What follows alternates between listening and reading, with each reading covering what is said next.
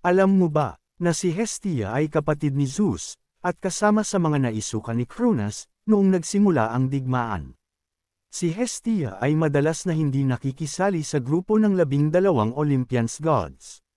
Sinasabi sa sinaunang alamat na ang gininto ang trono niya ay inihabilin niya kay Dionysus na Diyos ng kaligayahan at pagtatanghal.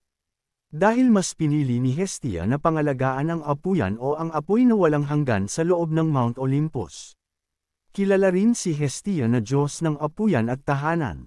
Si Hestia ay mabait at tahimik na diyosa at madalas na hindi nakikisali sa mga kaguluhan ng kanyang mga kapatid.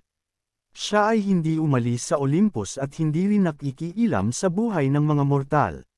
Sa kadahilanang iginugugol niya ang kanyang oras sa kanyang trabaho, na pangalagaan ang apoy sa loob ng Olympus. Ang parehong Diyos na sina Apollo at Poseidon ay tinangkang pakasalan si Hestia. Ngunit, ito ay kanyang tinanggihan sa kadahilanang mas gusto niyang tumandang dalaga.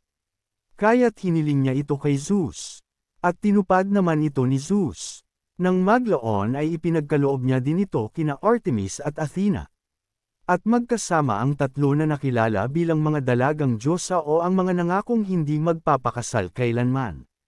May kapangyarihan din si Hestia na gawing masaya at mainit ang tahanan, hindi lang ang pangangalaga sa apoy ng Olympus ang kanyang ginagawa. Siya din ang nagsasaayos ng mga pagkain, tinapay at kasiyahan sa tahanan na may mabuting pakikitungo.